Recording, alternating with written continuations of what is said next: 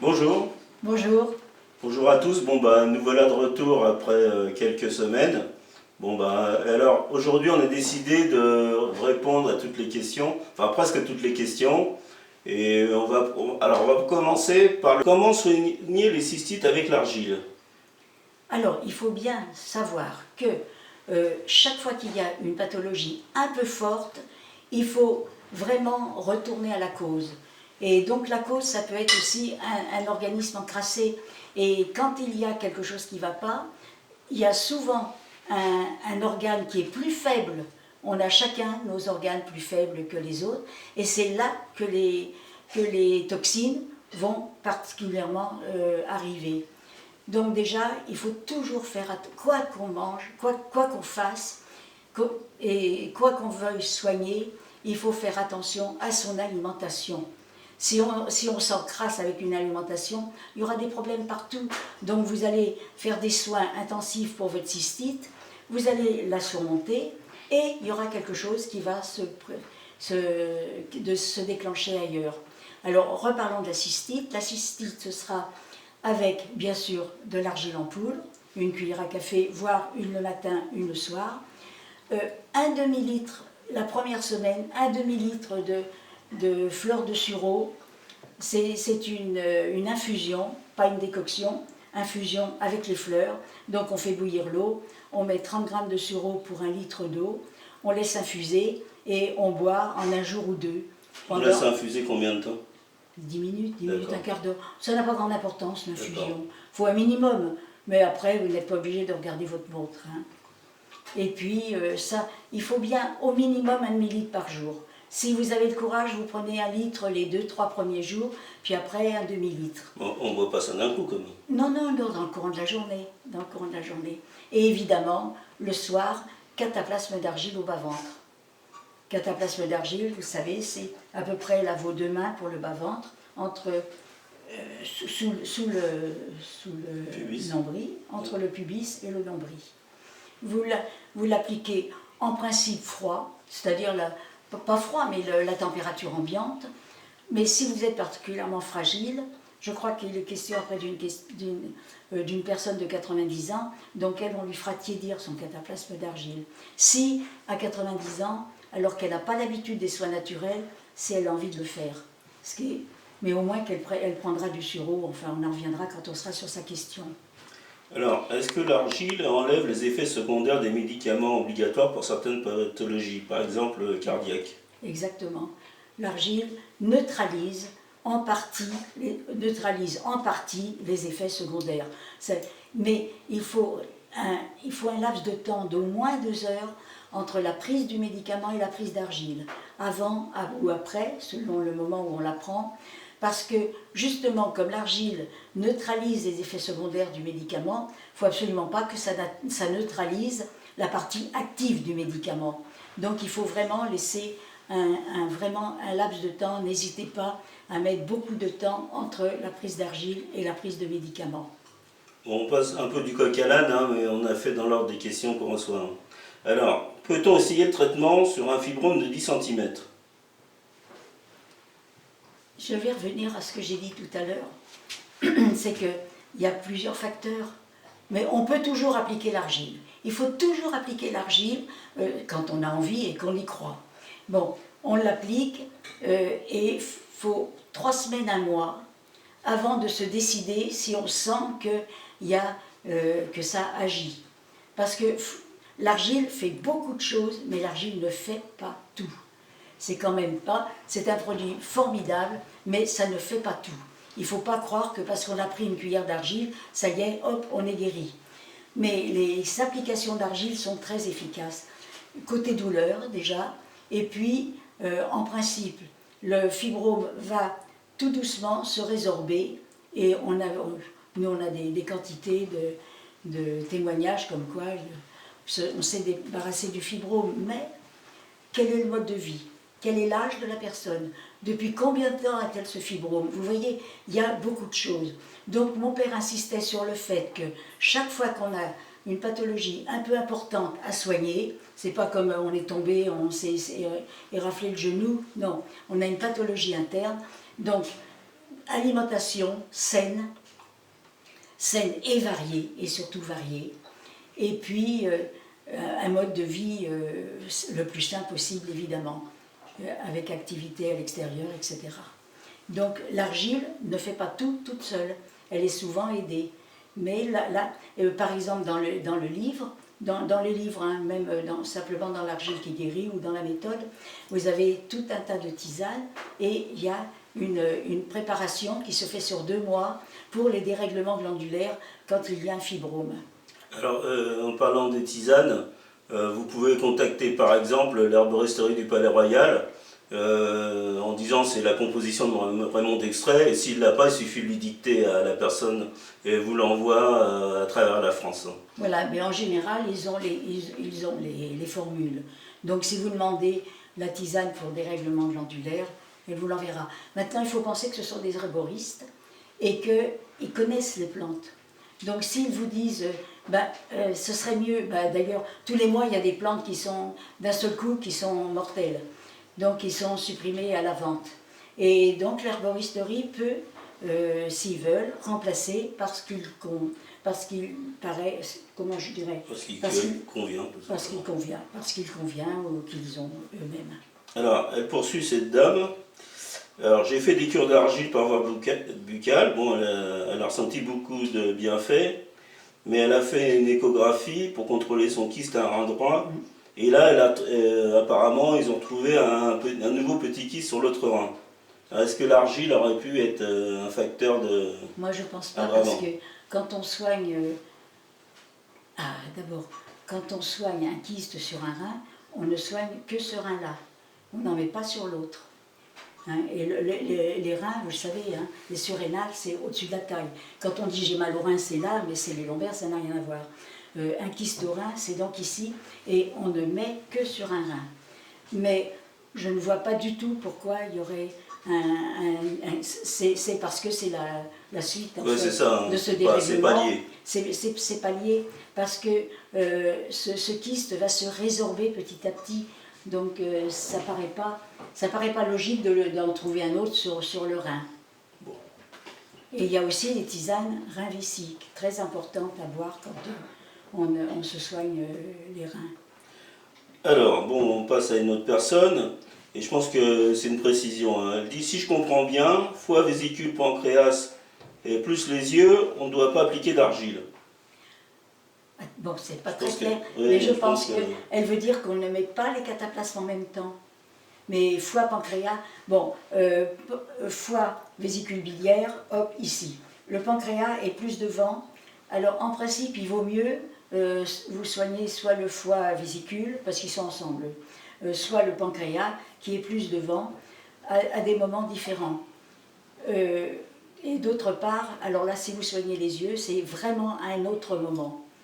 Éventuellement, vous pouvez les alterner, ou quand on a tant de problèmes, quelquefois il vaut mieux s'attaquer à un problème, jusqu'à ce qu'il aille vraiment mieux, oui. Et après on attaque au maximum l'autre problème. Alors les cataplasmes d'argile sont gardés, on nous demande souvent ça, faudrait 3 heures minimum. Et plus vous gardez le cataplasme d'argile, plus il a d'effet. Parce que les 3 premières heures, il attire l'argile, attire les toxines, les neutralise, et ensuite l'argile renforce l'organe sur lequel elle est placée. Donc plus vous gardez l'argile, l'idéal c'est lorsqu'on l'applique le soir au coucher, garder toute la nuit. Sauf si la nuit ça se refroidit ou ça vous dérange pour dormir, bon vous le retirez à ce moment-là. Et surtout, évidemment, vous ne le remettez pas parce qu'il s'est détaché. S'il se détache, c'est qu'il est saturé, vous le jetez.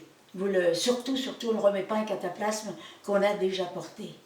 Alors, et elle ajoute, vous ne parlez pas d'exposer l'argile au soleil. Point d'interrogation. Oh, parce que ça paraît évident, mais c'est pas grand-chose en fait. L'argile, elle est là depuis tellement d'années, ouais.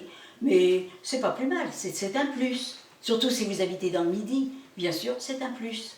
Mais bon, si on est en appartement, l'argile sèche, par exemple, si vous êtes en appartement, il n'y a pas beaucoup de possibilités. Oui, voilà. C'est pour ça qu'on n'en parle pas. Mais ça peut se faire, bien sûr. Alors, tu parlais de la cystite tout à l'heure, justement, là, maman, 90 ans, est sujette aux infections urinaires. Bon, elle demande si l'argile peut aider, bon, ça on a répondu. Oui, alors Car l'argile... voilà 2 fois que le docteur lui a donné des antibiotiques, car il y a eu récidive. Un mois après les premiers soins. Oui, oui. Voilà. Oui, ben, j'ai un correspondant qui a infection urinaire, donc antibiotiques. Bon, parfait, c'est fini. 2 mois après, infection urinaire, ça fait 4 fois. Ça fait 4 fois. Et c'est une personne âgée, parce que ça ne guérit pas.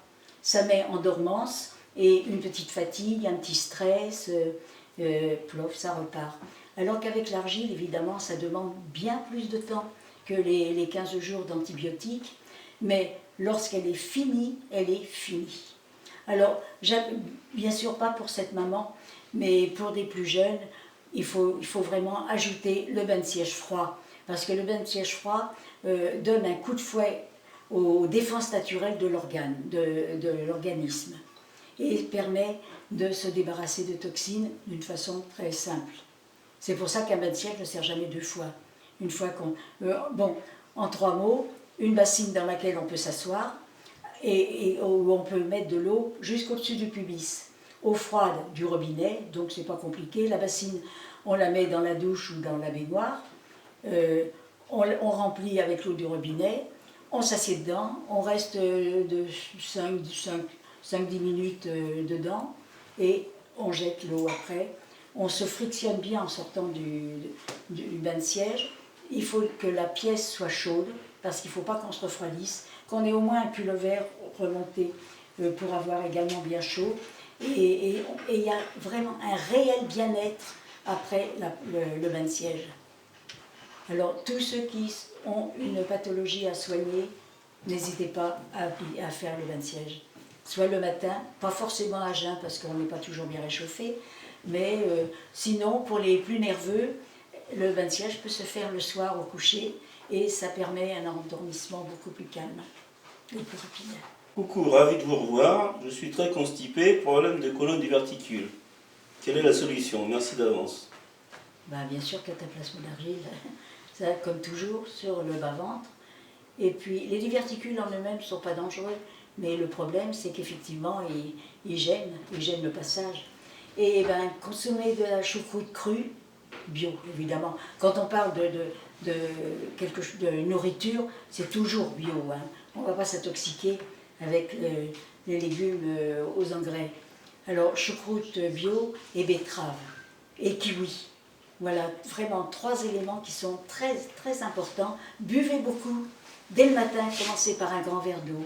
Et après, prenez par exemple l'argile. Vous pouvez prendre de l'argile, même avec des diverticules. Jamais ça n'a empêché, c'est quand même que du liquide. Hein. Et puis, vraiment, cataplasme d'argile tous les soirs. Alors, gardez toute la nuit si possible. un cas un peu délicat. Pardon, Oui. pour les diverticules, prenez aussi la tisane des règlements glandulaires. Alors, un cas un peu délicat, peut-on mettre un cataplasme d'argile sur un mélanome pour le faire disparaître? Alors, dans les livres de Raymond Dextrait, il dit bien que l'argile ne guérit pas un cancer. Ça peut vraiment améliorer. On peut presque, je dirais, survivre avec son cancer. Parce que vous avez des personnes qui ne veulent absolument pas se faire soigner médicalement. Donc il faut bien quand même qu'ils fassent quelque chose. Donc elles le font, mais d'elles-mêmes, hein, c'est pas nous qui les encourageons. Mais donc cataplasme d'argile, et ça peut le faire descendre, ça n'ira pas jusqu'à la guérison, mais ça peut vraiment améliorer la vie en faisant descendre au maximum la taille. Oui. C'est plutôt l'argile, ce sera plutôt, la médecine naturelle, ce sera plutôt un accompagnement. Oui, mais un bon accompagnement. D'accord. Un bon accompagnement, oui. L'argile encore préparée, puis je la faire sécher et la réutiliser. Ou l'effet sera différent. Non. Et c'est très bien. Parce que vous avez de l'argile que vous aviez préparée dans un saladier pour lorsque vous en serviez. Et là, vous n'en avez plus besoin pendant un moment. De toute façon, si vous mettez un couvert, vous pouvez la garder très longtemps avec le même taux d'humidité. Mais si vous devez faire autre chose, ça ne me regarde pas, que vous vouliez la faire sécher, vous retirez le couvercle, vous la laissez sécher, ce qui permet d'ailleurs, une fois qu'elle est sèche, de sortir de son récipient, et le récipient se nettoie très facilement, alors que je ne vous conseille pas de nettoyer un récipient dans lequel il y a eu de l'argile récemment. Et puis vous pourrez vous en servir. Elle n'aura pas perdu du tout ses qualités. Elle sera réhumidifiée comme la première fois. Là aussi, c'est un peu le côté négatif de l'argile. Peut-être, est-ce que l'argile peut amplifier une anémie?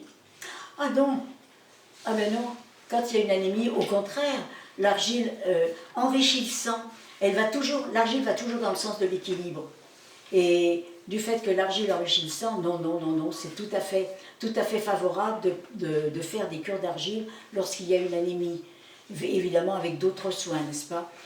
Le cataplasme d'argile sur le foie, et puis manger des betteraves, manger des céréales complètes, ayez une alimentation bien... toujours équilibrée, et ne négligez pas les céréales. Il faut pratiquement avoir des céréales à un repas par jour.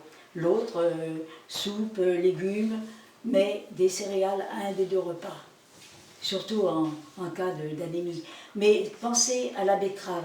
Vous pouvez faire une cure de jus de betterave lacto-fermenté.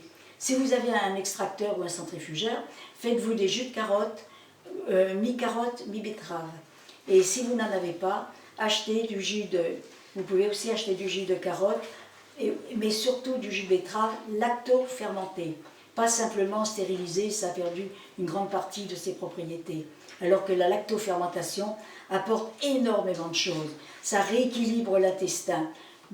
Et dans chaque pathologie, pensez bien que vos intestins doivent fonctionner normalement. C'est aussi important que les problèmes de foie paresseux ou de foie engorgé. Donc il faut vraiment vérifier que les intestins fonctionnent bien. Éventuellement, il y a le bain de siège aide aussi pour les intestins. Et puis la betterave est fantastique. Bon, alors, est-ce que l'argile guérit une hernie hiatale, œsophagite aiguë avec des brûlures d'estomac? L'argile peut améliorer.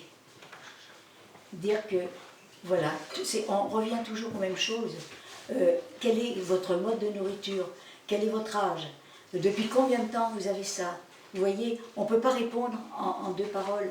C'est pour ça qu'il est bien aussi d'avoir des livres, parce que vous êtes vraiment enseigné, vous voyez quel est votre cas.